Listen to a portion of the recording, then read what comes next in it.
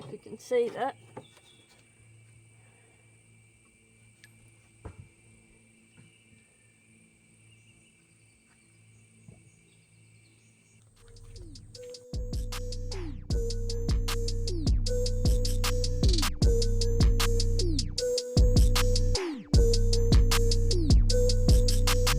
When you're putting your new plugs in, you just want to make sure they're lined up nice and straight. I generally use the socket and a small extension. Just get it lined up nice and straight. Always do them up with your fingers first so you don't strip them. You'll feel it start to tighten up with your fingers. And then you can get your ratchet and just do them up gently. You don't want to over tighten them, especially into an alloy head.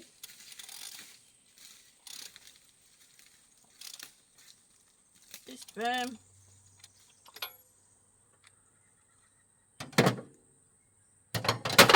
Don't drop your ratchet.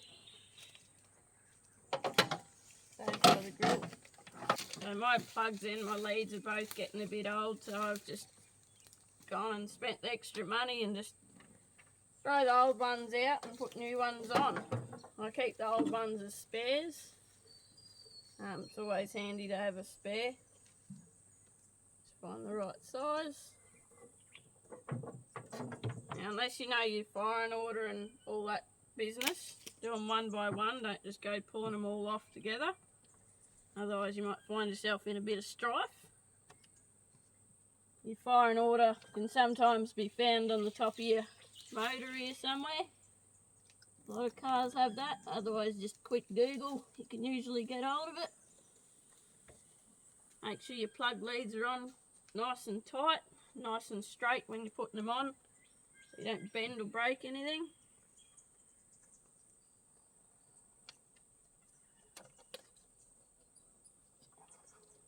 Try and pull them off straight as well if you ever need to just pull them off for any reason.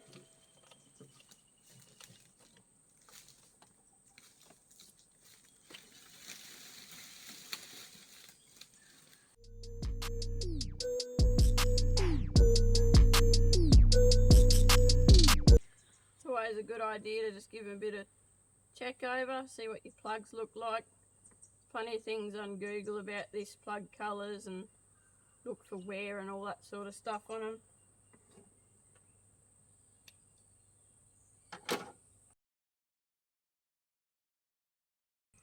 It's always handy when you're fitting your engine bay as well. So, as I said in my video about the firing order, that's mine just there. So you want to be looking for something like that. It'll generally have your numbers on it, or just Google it for your car. You've probably also seen that I got distracted with the cat and I actually forgot that rear plug and I changed the lead on it and I was like, why have I got one left over? And Dad goes, oh, it's probably that one. So he's just fiddling around with some bits on the coil there. Here's another little trick that you might not know that just might get you into trouble if you need a dodgy. Put one zip tie across all of them and one in between of them, and that will hold your leads apart. Well, plugs and leads are all done. Should run a bit fresher now, hopefully. Still need to get around to getting rid of all the purple. That's another day job.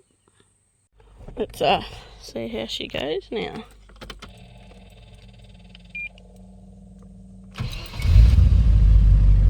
Look at that, pretty smooth.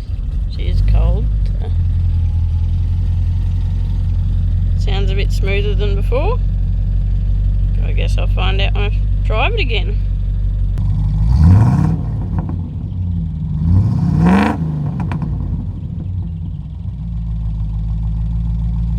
Hopefully this has helped someone in some way, shape or form. If not, I hope you enjoyed watching it anyway. Gave me something to do for a little bit. But anyways, thanks for watching. Don't forget to like and subscribe. Cheers.